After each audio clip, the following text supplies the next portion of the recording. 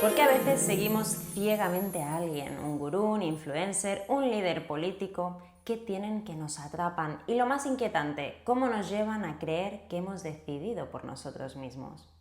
Hoy vamos a ver cómo los líderes, desde los nuevos gurús, influencers, hasta figuras políticas, nos enganchan con algo que nos atrapa a todos, el amor, pero no el que crees. Soy Sara, psicóloga sanitaria y psicoanalista, y quiero hablarte de un fenómeno que seguramente has notado: el aumento de personas que aseguran tener la respuesta sobre cómo triunfar, sobre cómo pensar para ser feliz, qué es exactamente lo que te falta para estar bien. Y es un tema bastante serio porque, paradójicamente, cuantas más respuestas tenemos a nuestro alcance, más confundidos nos sentimos. Nuestra obsesión por lo objetivo, por lo evidente, por lo que podemos medir y ver, nos lleva a olvidarnos de lo más importante: nuestra subjetividad. Y aunque vivimos en una época de avances tecnológicos increíbles, seguimos tropezando con los mismos problemas emocionales que nuestros ancestros. La forma cambia, pero el fondo sigue siendo el mismo.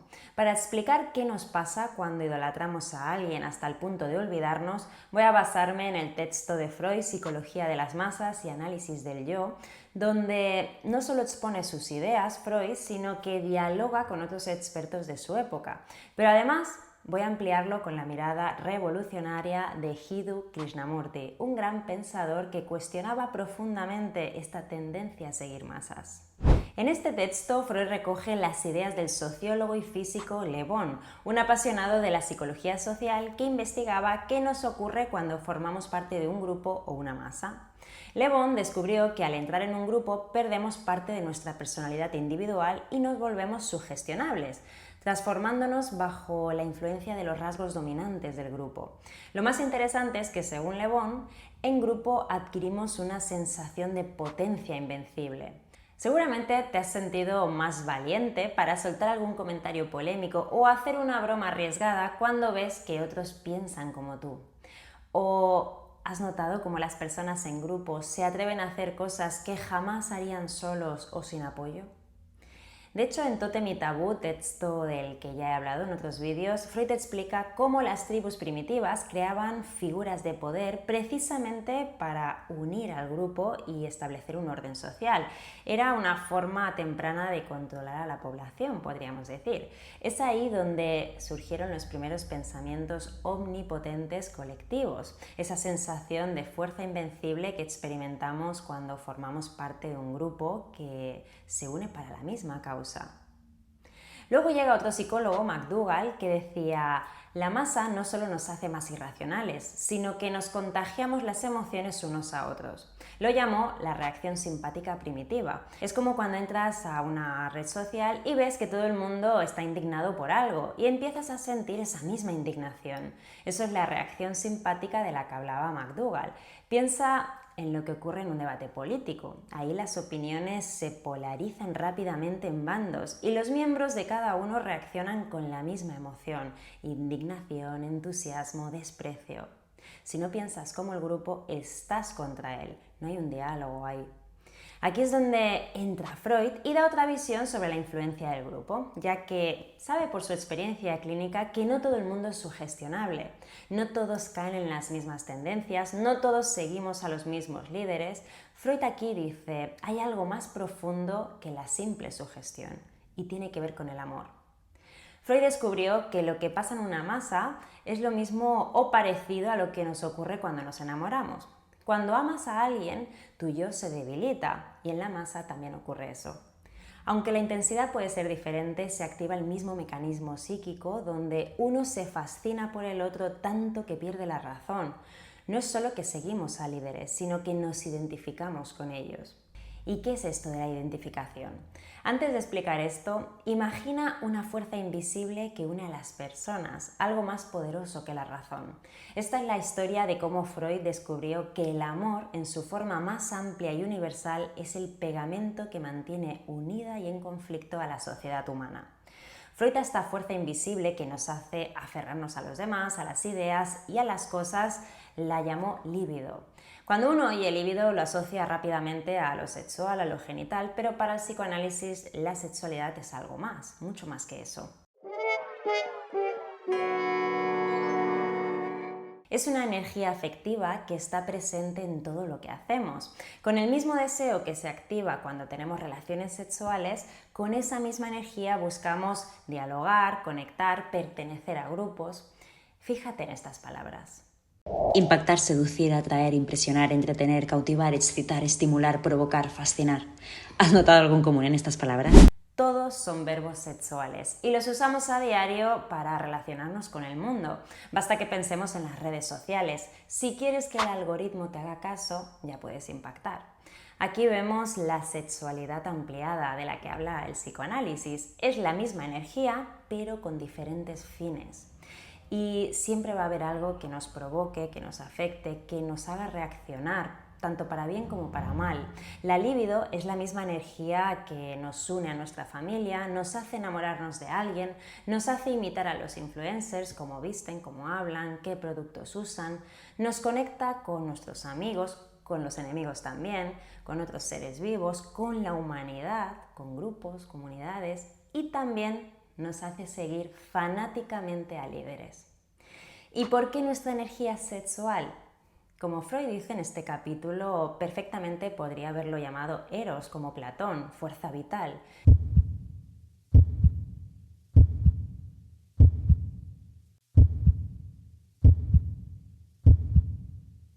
Pero eligió energía sexual porque tiene que ver con nuestras satisfacciones y frustraciones más básicas.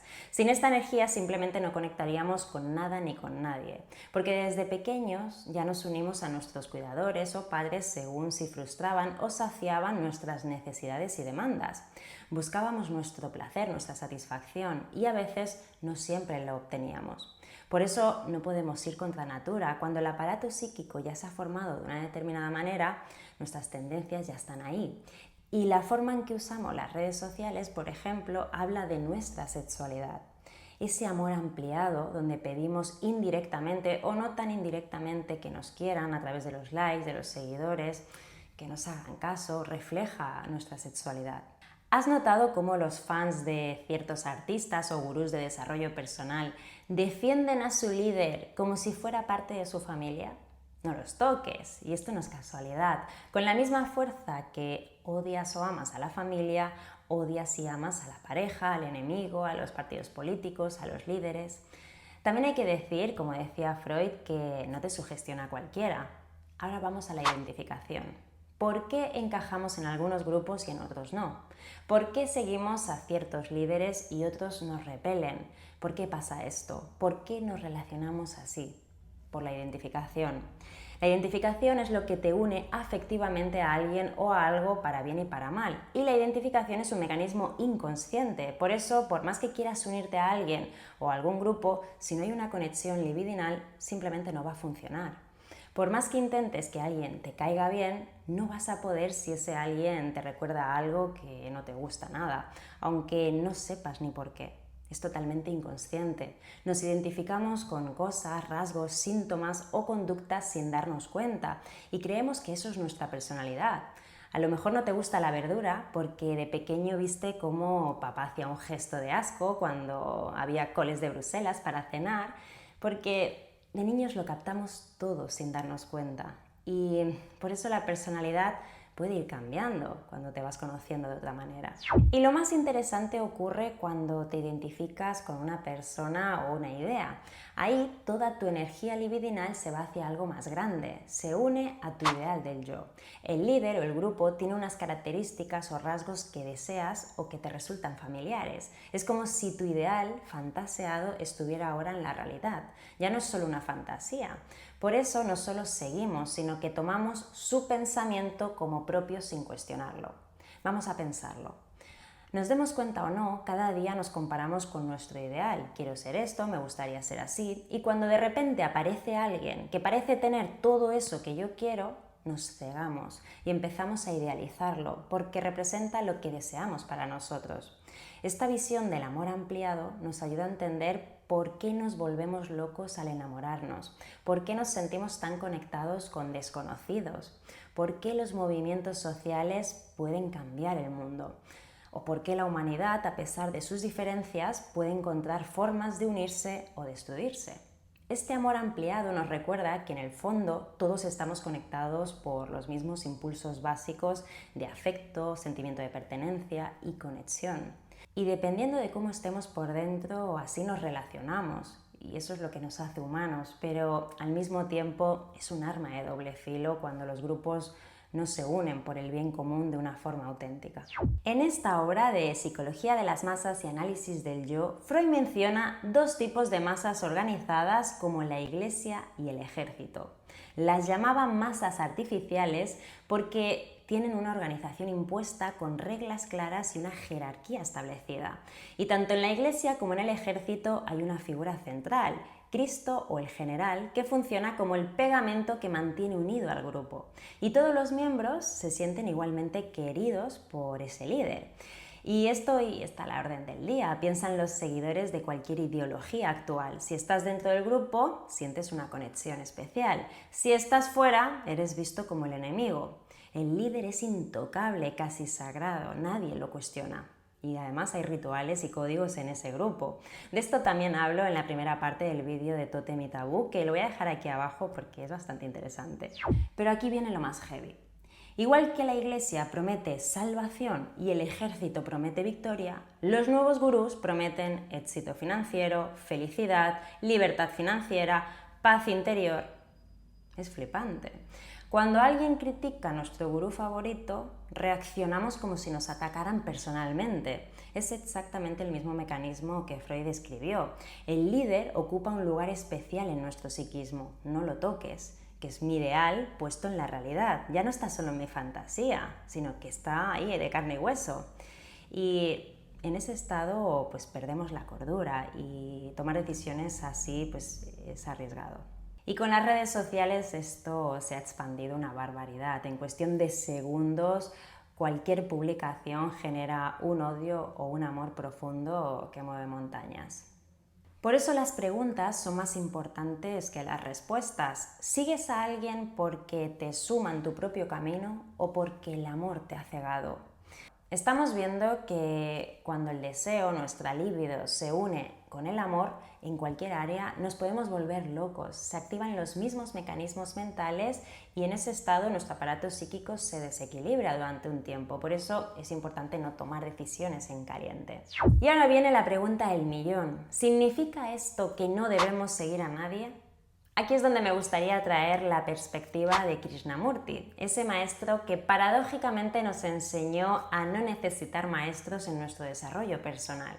Aunque a Krishnamurti lo consideran un maestro espiritual y filósofo, en su biografía escrita por su colega Pupul se aclara que él no pretendía ofrecer una filosofía de vida, sino la posibilidad de que el ser humano se liberara de todos los sistemas, de toda ideología, de las opiniones populares, de las religiones organizadas.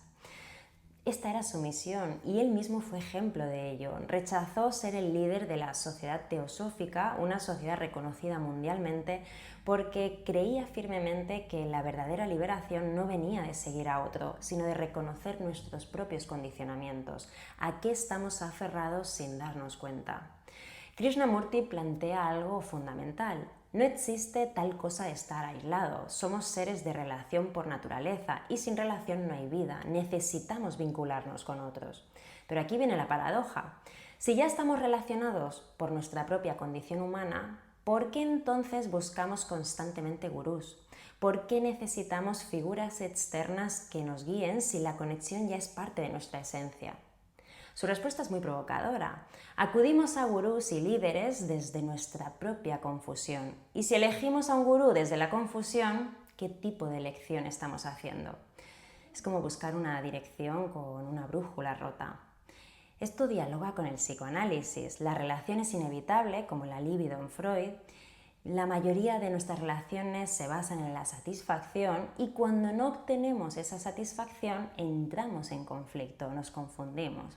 Y aquí viene lo más importante para nuestro tema. Cuando estamos confundidos en nuestra relación con las personas, con los bienes materiales, las ideas, las creencias, acudimos a un instructor y hay que ver ¿qué escoges? Porque en la actualidad se ven casos muy dramáticos, personas que invierten todos sus ahorros siguiendo a personas que prometen el éxito si compras sus cursos, seguidores que abandonan sus vidas por promesas de iluminación. La propuesta tanto de Freud como de Krishnamurti no es tanto encontrar al instructor correcto, sino comprender nuestra necesidad de seguir a alguien.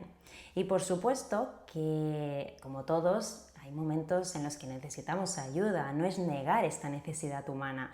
Una cosa es buscar ayuda siendo conscientes que estamos en una posición vulnerable y otra muy distinta es entregar ciegamente nuestro poder de decisión a otra persona porque esa otra persona nos está asegurando que si inviertes en él te va a cambiar la vida. Y luego si no lo consigues te echan la culpa, es que no me haces caso, no sigues todos los pasos. Esto es lo peligroso. Como dice Krishnamurti, cualquier persona puede señalar el camino, pero cada uno tiene que hacer el trabajo. Y es importante saber quién te acompaña y cómo te relacionas con todo. Entonces, ¿qué podemos hacer? Esto no significa que no podamos pedir ayuda o que no podamos tener un grupo de referencia, porque somos seres sociales. Aquí llegamos a un momento donde el psicoanálisis y el pensamiento de Krishnamurti se encuentran. La relación funciona como un espejo de lo que somos. Krishnamurti nos enseña que nuestra forma de relacionarnos nos revela lo que somos. El psicoanálisis añade que somos seres movidos por el deseo y el deseo siempre va a estar en relación. Deseas lo que ves en otras personas que a ti te falta y el deseo nunca se sacia. Te compras el coche y ya estás pensando en lo siguiente. El deseo es nuestro motor vital, lo que nos mantiene en relación, que si se apaga, nos apagamos. Los dos vienen a decir algo muy parecido. Y a veces los demás nos devuelven cosas que no nos gustan o deseamos cosas que nos hacen daño. Y en lugar de investigar por qué eso me hace daño o por qué me cabrea según qué, nos enfocamos en las personas que dicen todo lo que queremos oír. Preferimos quedarnos ahí por la satisfacción inmediata. Pero eso te aleja de saber quién eres realmente, de que salga a la luz lo que eres para poder cambiarlo.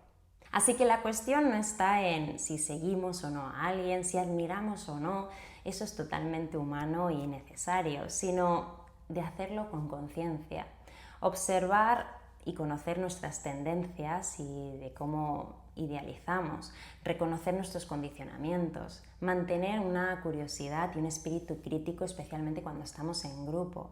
Recordar que la transformación es un trabajo interno. Las personas de fuera no tienen las claves de nuestra vida. Las claves las tiene que construir uno mismo. También ayuda a leer a grandes pensadores. Eso nos permite aproximarnos al funcionamiento de la mente y la realidad. Y digo aproximarnos porque la verdad no es de nadie y en el momento en que adoramos algo, deja de ser real. Quizás lo más importante es entender que no necesitamos curarnos de nuestra naturaleza, sino ser consciente de ella. Y mejor destinar nuestra energía sexual no solo para nuestro propio cuidado, sino también por el bien común.